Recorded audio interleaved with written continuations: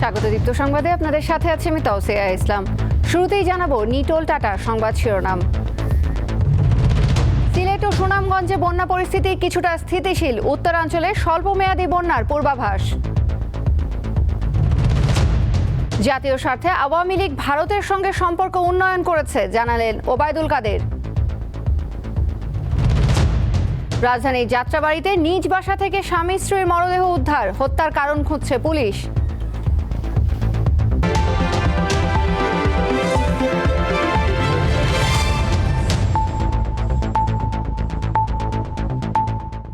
সিলেট ও সুনামগঞ্জের বন্যা পরিস্থিতি স্থিতিশীল থাকলেও স্বল্পমেয়াদী বন্যার কবলে পড়তে যাচ্ছে দেশের উত্তরাঞ্চল, এমন তথ্য বন্যা পূর্বাভাস ও সতর্কীকরণ কেন্দ্রের। আর আবহাওয়া অধিদপ্তর বলছে সিলেট সহ উত্তর পূর্বাঞ্চলে আরও দুদিন ভারী বর্ষণ অব্যাহত থাকবে। বন্যায় মৌলভীবাজারে মারা গেছে 2 জন। ভারী বর্ষণ উজানের ঢলে সিলেট ও সুনামগঞ্জে আকস্মিক বন্যায় দুর্ভোগে লাখো মানুষ। দেশের উত্তর পূর্বাঞ্চলের 7টি নদী 12টি পয়েন্টে বিপদসীমার উপর দিয়ে বইছে। এতে পানিবন্দী অন্তত 5 জেলার মানুষ। গাছ 2-4টা গিয়েছে, আদিরা ঘর কোনো রকম সরাসরি করিয়ে এক জায়গায় স্কুলের বারান্দায় নিচ্ছি। বাড়ি ঘর সম্পূর্ণ একদিন 3-4টে ঘর ছিল, তারপর নিয়ে গেছে। বউ শুনে থাকবো কোথায়, সে জায়গায় অনেক তাকেও তো ঘর বাড়ি যাবার আছে নদী। এমন পরিস্থিতিতে উত্তরের জনপদ তেঁতুলিয়ায় সবশেষ 153 মিলিমিটার বৃষ্টি রেকর্ড করা হয়েছে। একই সময়ে সিলেটে বৃষ্টি ছিল 110 মিলিমিটার। আবহাওয়া অধিদপ্তর বলছে এরকম ভারী বৃষ্টি আরও 2 দিন থাকবে। এখনও যেভাবে চলছে গত কয়েকদিন যাবত উত্তরবঙ্গে বিশেষ করে সিলেট, ময়মনসিংহ শহর, রংপুরে সেই ধারে কিন্তু আরও 2 দিন পর্যন্ত অব্যাহতার সম্ভাবনা আছে এখন পর্যন্ত। তারপর বৃষ্টি একেবারে সিজ হয়ে যাবে তা না, তবে বৃষ্টির পরিমাণটা হয়তো কিছুটা কমে যেতে পারে।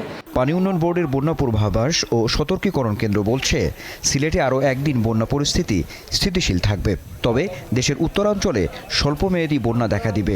আগামী 2 দিন পর্যন্ত উত্তরাঞ্চলে অর্থাৎ উত্তরাঞ্চলে তিস্তা, ধরলা, দুধকুমা নদী সংলগ্ন কুড়িগ্রাম, লালমনিরহাট, নীলফামারী ইত্যাদি কিছু নিম্নাঞ্চলে একটা স্বল্পমেয়াদী বন্যা পরিস্থিতির ঝুঁকি রয়েছে। দেশের উত্তর পূর্বাঞ্চল বিশেষ করে সিলেটে ঘন ঘন আকস্মিক বন্যার জন্য নদীগুলোর নাব্যতা হারানোর অন্যতম কারণ বলছেন বিশেষজ্ঞরা। আনোয়ার হোসেন, দীপ্ত সংবাদ, ঢাকা। সিলেটের মানুষ অপরিকল্পিত উন্নয়ন ও সরকারের ভুল নীতির খেসারত দিচ্ছে বলে মন্তব্য করেছেন বিএনপির জ্যেষ্ঠ যুগ্ম মহাসচিব রুহুল কবির রিজভী আহমেদ। তিনি বলেন, বন্যাপীড়িত লাখ লাখ মানুষ অসহায় দিন যাপন করলেও তা নিয়ে সরকার উদাসীন। বৃহস্পতিবার রাজধানীর নয়াপল্টনে সংবাদ সম্মেলনে তিনি এসব কথা বলেন। রুহুল কবির রিজভী বলেন, জনগণের সরকার নয় বলেই তাদের বাঁচা মরা নিয়ে তোয়াক্কা করছে না ক্ষমতাসীনরা। বড় প্রকল্পের মাধ্যমে বড় লুটপাটই যেন তাদের উদ্দেশ্য। দুর্নীতিবাজ ও সিন্ডিকেটবাজরা দেশ দখল করে নিয়েছে মন্তব্য করে রিজভী বলেন, এবার কুরবানির পশুর চামড়া বিক্রিতেও ছিল সিন্ডিকেটের দৌরাত্ম্য।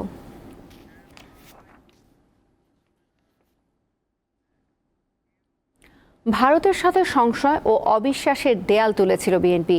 আওয়ামী লীগ জাতীয় স্বার্থে দেশটির সাথে সম্পর্ক ভালো করেছে বলে জানিয়েছেন আওয়ামী লীগ সাধারণ সম্পাদক ওবায়দুল কাদের। বৃহস্পতিবার তিনি আরও জানান, 23 জুন আওয়ামী লীগের প্রতিষ্ঠাবার্ষিকীতে সব নিবন্ধিত রাজনৈতিক দলকে আমন্ত্রণ জানানো হবে। উপমহাদেশের প্রাচীন ও ঐতিহ্যবাহী রাজনৈতিক দল বাংলাদেশ আওয়ামী লীগ 23 জুন দলটির প্রতিষ্ঠার 75 বছর পূর্ণ করতে যাচ্ছে। প্লাটিনাম জয়ন্তী উদযাপনে 10 দফা কর্মসূচি গ্রহণ করেছে দলটি। বৃহস্পতিবার রাজধানীর বঙ্গবন্ধু অ্যাভিনিউয়ে এক প্রস্তুতি সভায় এ তথ্য জানান আওয়ামী লীগ সাধারণ সম্পাদক। জানান, শুক্রবার দুপুরে শোভাযাত্রার মধ্য দিয়ে শুরু হবে প্রতিষ্ঠা বার্ষিকী উদযাপন। আমরা নিবন্ধিত সব দলকে আমন্ত্রণ। 2 দিনের রাষ্ট্রীয় সফরে শুক্রবার দুপুরে ভারত যাচ্ছেন প্রধানমন্ত্রী শেখ হাসিনা। এ সফর নিয়ে দেশের স্বার্থ জলাঞ্জলি দেওয়ার অভিযোগ বিএনপির। এ বিষয়ে ওবায়দুল কাদের বলেন, ভারতের সাথে বাংলাদেশের সম্পর্ক অংশীদারত্ব ও ভারসাম্যপূর্ণ। সংশয় আর অবিশ্বাসের দেওয়াল তারা সৃষ্টি করেছে। আমরা বন্ধুত্বপূর্ণ ভারসাম্যমূলক কূটনীতি চাই। আমাদের জাতীয় স্বার্থকে বিকিয়ে দিয়ে আমরা কারোর সাথে কোনো সম্পর্ক করি। ওবায়দুল কাদের জানান, দেশের বন্যাপীড়িত এলাকায় উদ্ধার কাজ ও ত্রাণ কার্যক্রম জোরদারের নির্দেশ দিয়েছেন প্রধানমন্ত্রী শেখ হাসিনা। মাহমুদ শাওন, দীপ্ত সংবাদ, ঢাকা। নানা চেষ্টার পরও কাঙ্ক্ষিত মাত্রায় সাড়া মিলছে না বলে জানিয়েছেন বাণিজ্য প্রতিমন্ত্রী আহসানুল ইসলাম টিটু। তিনি বলেন, বাণিজ্য মন্ত্রণালয় এই মুহূর্তে ২৬টি দেশের সঙ্গে মুক্ত বাণিজ্য চুক্তি নিয়ে কাজ করছে। বৃহস্পতিবার রাজধানীর টিসিবি ভবনে বাংলাদেশের বাণিজ্য নীতির বিবর্তন, বর্তমান অবস্থা ও ভবিষ্যৎ নির্দেশনা বিষয়ে এক সেমিনারে এসব কথা বলেন তিনি।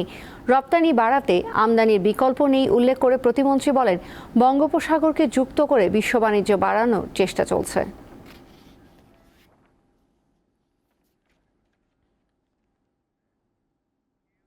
রাজধানীর যাত্রাবাড়ির একটি বাসা থেকে পুলিশের বিশেষ শাখার এক উপপরিদর্শকের বাবা মায়ের মরদেহ উদ্ধার করা হয়েছে, যাদের শরীরের বিভিন্ন স্থানে ধারালো অস্ত্রের আঘাতের চিহ্ন রয়েছে। বৃহস্পতিবার সকালে যাত্রাবাড়ির কোনাপাড়া এলাকার পশ্চিম মোমিনবাগে এ ঘটনা ঘটে। পুলিশ জানিয়েছে, নিহতরা হলেন জনতা ব্যাংকের সাবেক গাড়ি চালক শফিকুর রহমান এবং তার স্ত্রী ফরিদা ইয়াসমিন। তাদের ছেলে ইমন পুলিশের এসবি শাখার এসআই। 999-এ ফোন পেয়ে দুজনের মরদেহ উদ্ধার করে পুলিশ। নিজেদের 4তলা বাড়ির দোতলায় বসবাস করতেন এই দম্পতি। ওপরের 2 তলা এবং নিচতলার এক পাশে ভাড়াটেরা থাকেন। ঘটনার সময় নিহতের ছেলে ইমন ও তার স্ত্রী বাসায় ছিলেন না।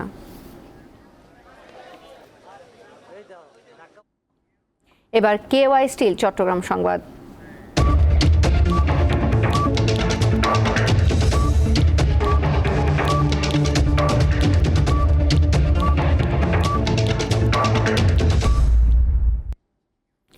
চট্টগ্রামে চামড়া সংগ্রহ কার্যক্রম শেষ। এবার তা বিক্রির জন্য ঢাকার ট্যানারি মালিকদের দিকে তাকিয়ে আছেন বন্দরনগরীর আড়তদাররা। ব্যবসায়ীরা জানান, এমনিতেই চট্টগ্রামের চামড়া শিল্প নানামুখী সংকটে জর্জরিত। অনেকে ব্যবসা ছেড়েছেন। এবারও সরকার নির্ধারিত দর না পেলে লোকসান গুনতে হবে। ঈদের 3 দিন কোরবানির দেয়া পশুর চামড়া এসেছে আড়তে। এই 3 দিনের সংগ্রহ করা প্রায় 3 লাখ চামড়া লবণ দিয়ে সংরক্ষণ করে রাখা হয়েছে চট্টগ্রামের আতুরার ডিপো এলাকার আড়তে। দেশের বাইরের খবর। উত্তর কোরিয়ায় 2 দিনের সফর শেষে ভিয়েতনাম গেছেন রাশিয়ার প্রেসিডেন্ট ভ্লাদিমির পুতিন। ভিয়েতনামে এটি পুতিনের 5ম সফর। তার সঙ্গে উচ্চ পর্যায়ের একটি রুশ প্রতিনিধি দল রয়েছে। তারা ভিয়েতনামের শীর্ষ কর্মকর্তাদের সঙ্গে বৈঠক করবেন।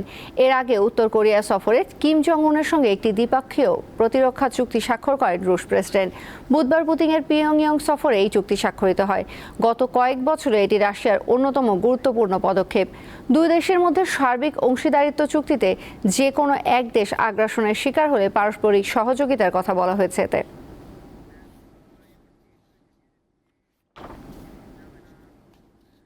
ইউরো চ্যাম্পিয়নশিপের বি গ্রুপের ম্যাচে আজ মুখোমুখি হবে স্পেন ও ইতালি। ম্যাচ শুরু বাংলাদেশ সময় রাত 1টায়।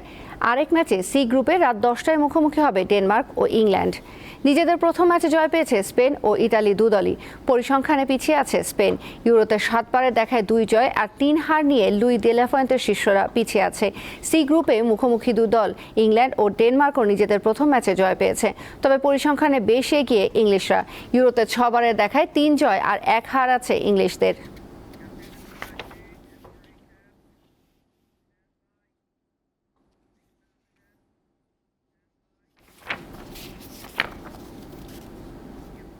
শেষ করব দীপ্ত সংবাদ। যাবার আগে নিটোল টাটা সংবাদ শিরোনামগুলো জানাবো আরও একবার।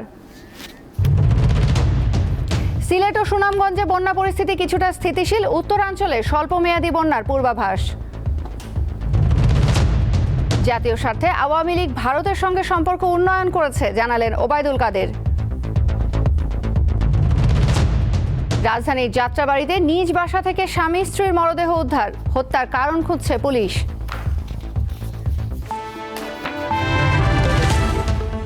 এই ছিল এখনকার মতো। আমাদের পরবর্তী সংবাদ সন্ধ্যা 6:50 দেখার আমন্ত্রণ রইল।